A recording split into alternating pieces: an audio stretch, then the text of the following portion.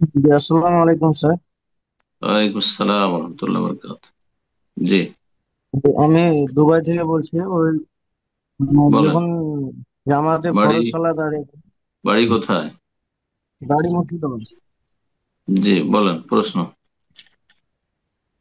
জামাতে যখন সালাত আদায় করি, যখন যে ইমাম সামি আল্লাহু লিমান হামিদা বলে, তখন আমরা কি ওই খালি রব্বানা ওয়া লাকাল হামদ বলবো, না আমাকেও মানে সামি আল্লাহু লিমান হামিদা বলতে হবে এটাই? মাসলা ইখতলাফি। হুম।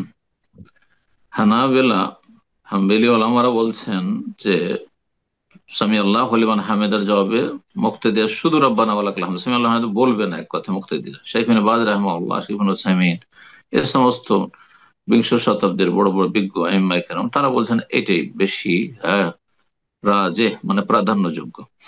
ভুল আর সহি বলবো না, রাজে আর মরজু। তবে ইমাম শাফি রহমাহুল্লাহর মত হচ্ছে না, মুক্তাদিরাও সামি আল্লাহু লিমান হামিদা বলবে, যে আমলটি ভারত বাংলাদেশের অনেক আহলে হাদিসরা করে থাকে এবং আহলে হাদিসদের সলাৎ শিক্ষা বইগুলিতে আছে। যেমন ডক্টর আসাদুল্লাহ আল গালেব হাফিজাহুল্লাহ তাআলা ওয়া শাফাহু ওয়া আফাহু, তার কিতাব সালাতুর রাসূলে এটি আছে। সুতরাং সেটাও কেউ যদি আমল করে তো নাজায়েজ কিছু নাই। তবে আমাদের কাছে প্রাধান্যযোগ্য আল্লাহ তাআলা আলাম, ইযা ক্বাল আল ইমাম সামি আল্লাহু লিমান হামিদা ফাকুলু রব্বানা ওয়া লাকাল হামদ, নবী সাল্লাল্লাহু আলাইহি হাদিস। যখন ইমাম সামি আল্লাহু লিমান হামিদা বলবে তখন তোমরা রব্বানা ওয়া লাকাল হামদ বলো, আমাদেরকে সামি আল্লাহু হামিদা বলতে বলা হয়নি। আল্লাহ, এটি হচ্ছে বেশি প্রাধান্যযোগ্য, রাজি আর মারজুর পার্থক্য। সহি গলত বলবো না। জি, জি।